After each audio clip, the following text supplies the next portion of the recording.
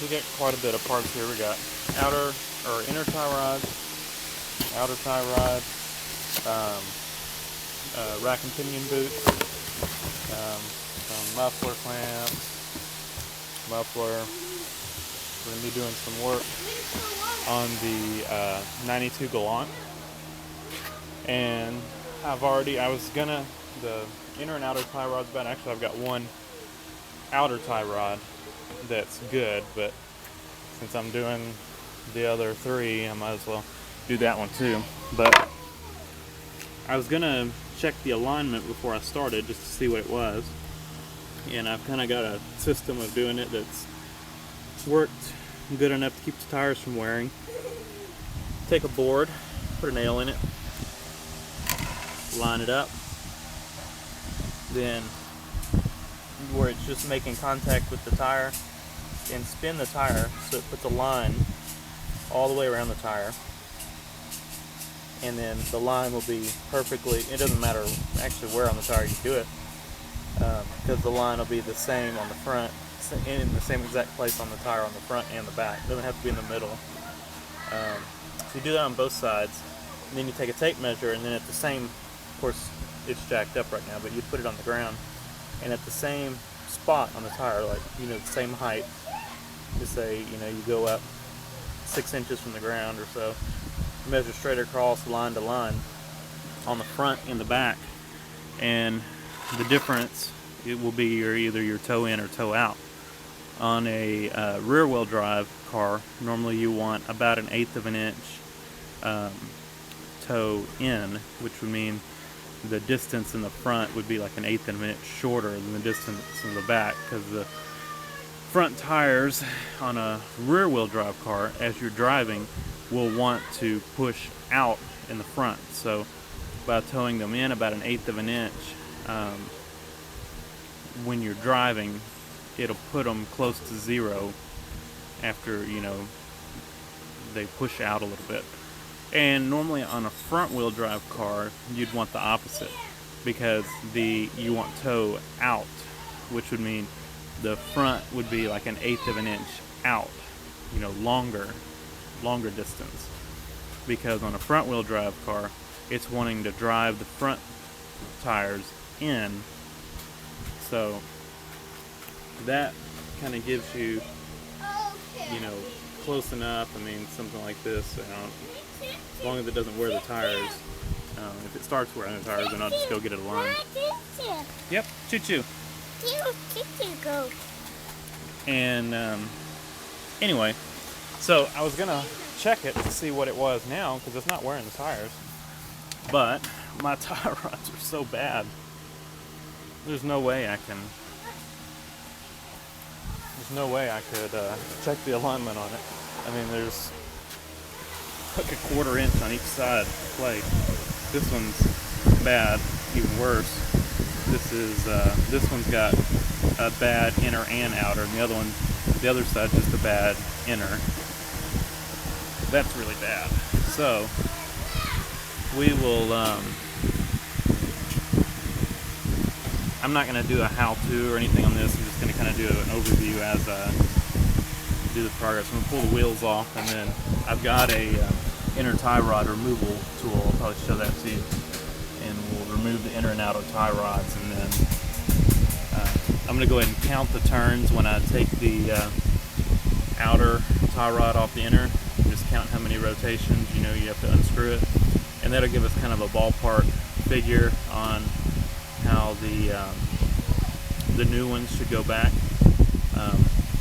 It'll get us really close. I mean, the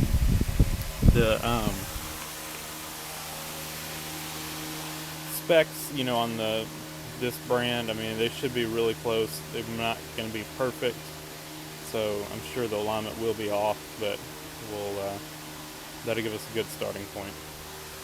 So anyway, check in with y'all in a few minutes. So things are never as easy as they seem, and of course this is easy.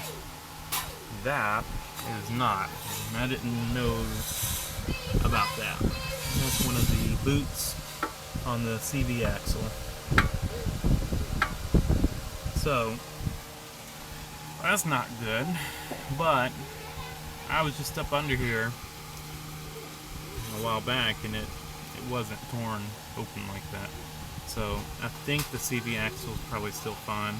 Most of the time when the boots rip apart, people just replace the whole CV axle because if they go a long time like that, they get dirt and grime in there and then they start making noise. You can't, even if you replace the boots, then they make click noises when you turn. I think this one's probably still okay, especially since it's the inner one and not the outer one. I'll go ahead and check the price of the whole CV axle assembly, but most likely I'll probably just buy 2 boots. I mean, this one's not torn yet, but it's probably not far behind, so I'll go ahead and replace both boots. It's just kind of a major job. I've had them out before. I had to drop the transmission when I did the rear main seal. That was before I overhauled it. So I pulled them out to drop the transmission. But I'll have to drain the transmission fluid, take this off, take this nut off. I will have to take the tie rod off anyway. Have to do the ball joint, and then there's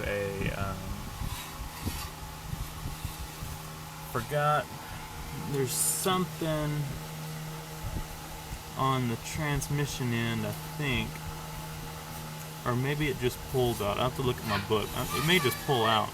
It may not be anything that holds it in. I can't remember. And set all this aside and pull the CV axle out. I'm sure there's a clip. Once you pull the boots off, there should be a clip on the end of the ball part of the CV axle to get that part off so you can slip the new boots on. So it's not an easy job, but it's gonna have to be done, so might as well do it while I've got the tie rod off. So we'll just take this cotter pin out, loosen this nut. I'll whack this thing with a hammer, and you don't actually need a pickle fork to do it. It's just got a conical seal, it's tapered, and if you give it a good whack with the hammer, it'll break that tapered seal. Not break it, but it'll let loose. And okay, so we've got it loosened, got the nut loosened. You don't want to hit it here. Let me see if I can get the camera dropped up where you can see. See it there? See, it's right here. Yeah, you can see it. Hopefully I don't knock the camera over.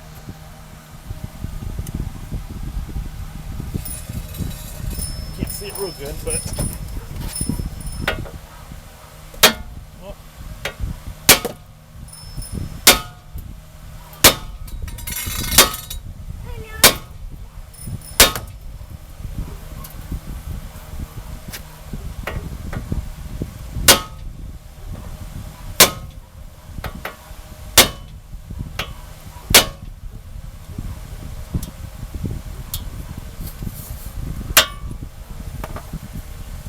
There we go. Not perfect, but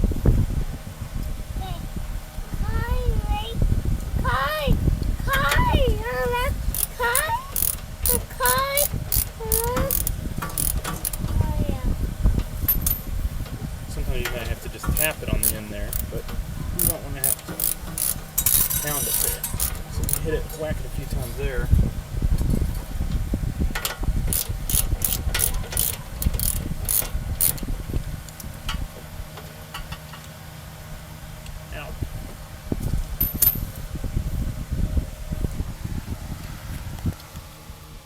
Okay, here's my tool.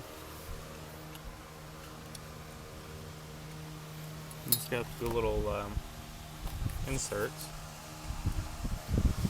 So you take this little thing, and the inner tie rod is notched.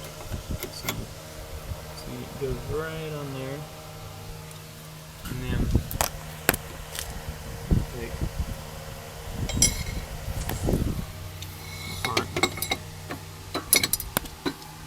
slip it up on there. bolts on.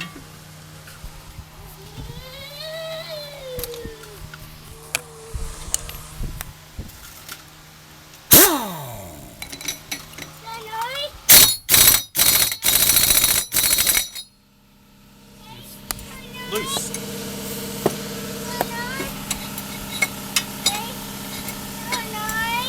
Yep, noise.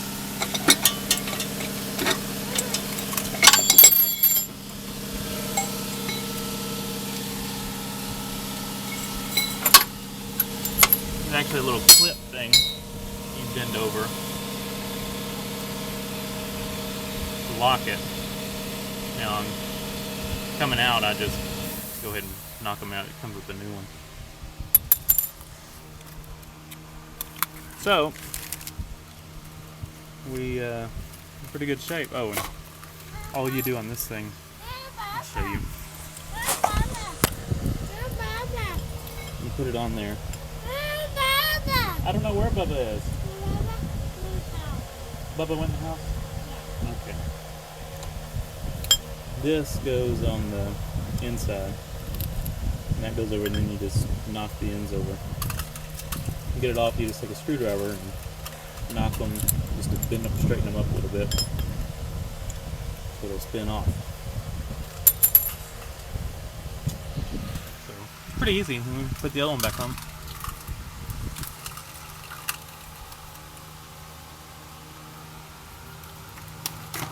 Just like the other one came on.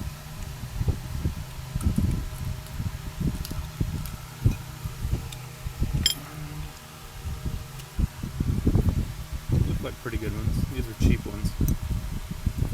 Oh well. Well, these are all boot. There's rack and pinion boot. Because mine were all messed up. Actually came with CV joint grease. Yeah, I'm not putting that in there, but I know where it will come in handy. So basically, I've got that tightened down. Use the same tool that I used to remove it.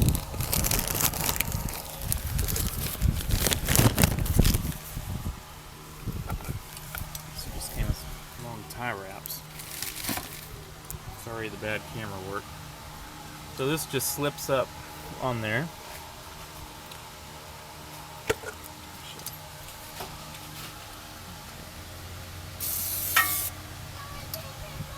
See that little notch right there? That's where that part goes.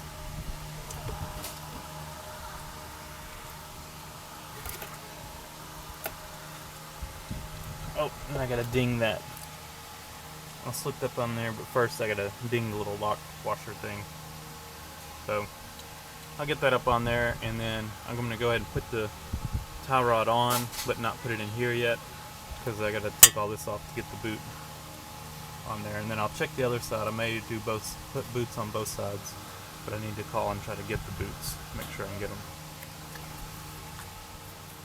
So the steering part's done. That boot was a little hard to get up on the other end, and that lock washer thing, lock plate or whatever that you bend over the edge, was hard to get a screwdriver and a hammer in there to bend it over, but I got it bent over and got the boot on there, got the tie wraps on the boots, on the boot. And I went ahead and put the tie rod on, 14.5 turns. I haven't moved the wheel, and pretty, it's pretty close. So we're close to what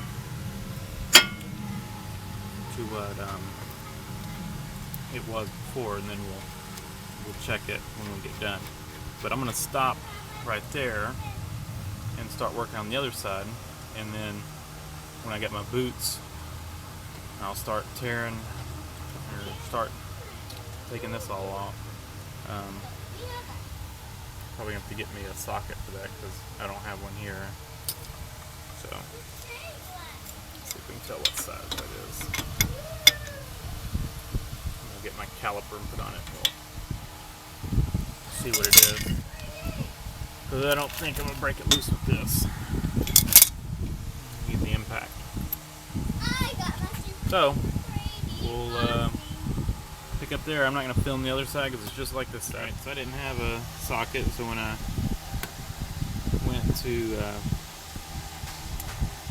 well, I had one at my grandparents' house when I did this before, but I'm not over there and it's an hour away. So I had to buy a socket, it's 1.25 inches. And there was a $10 difference between the two boots. The two boots would have been $40 and I got the whole shaft for $50. So I just got the whole shaft. And then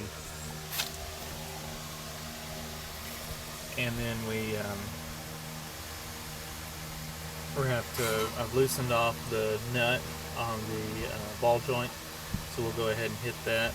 I've also loosened, we took the cotter pin out here, and then so we'll loosen the ball joint, and then we'll pull that out.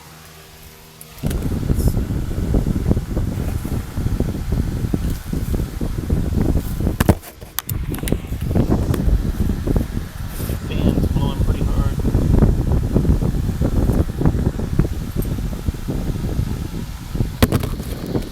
Well, I'm sorry, y'all, but if y'all can see, you can see. But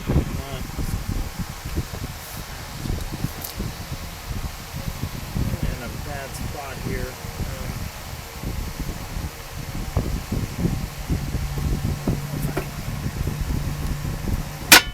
Hit it hard enough like this.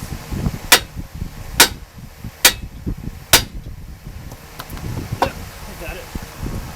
Kind of a bad angle, but got it. Grab the impact. Oh!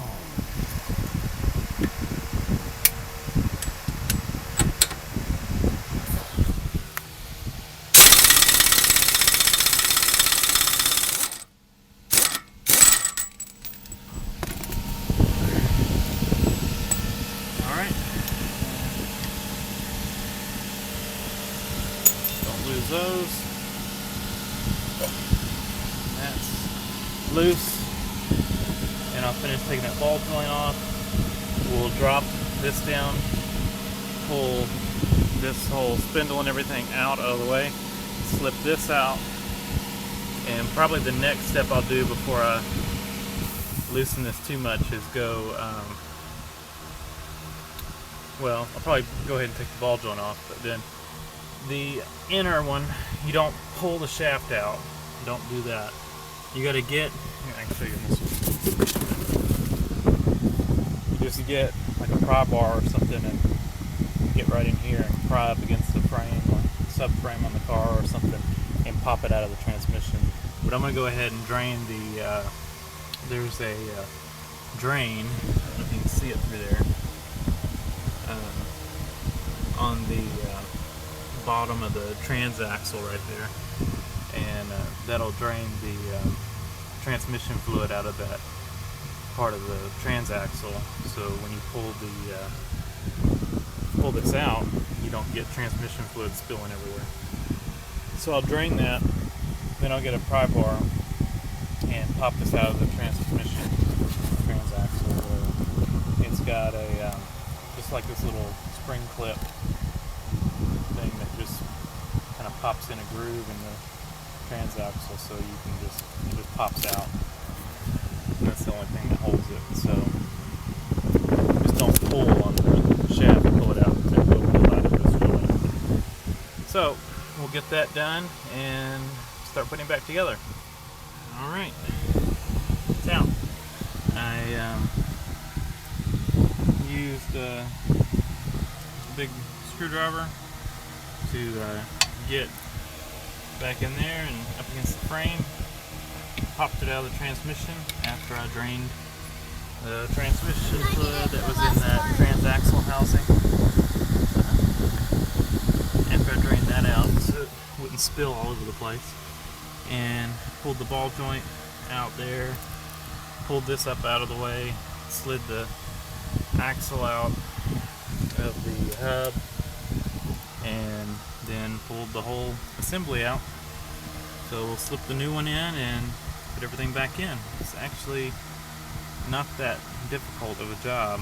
I mean, some of them have different ways of fastening down here, so you know, if you got a book on it or ask somebody who knows on your specific vehicle, but they're really not that bad. Make sure that you got the right one. Yep. Same length. Flip it around. There.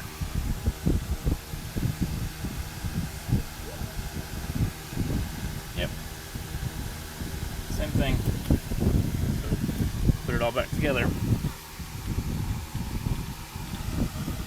Oh, when you slip this thing in, make sure it pops into its spot in the transmission, you know.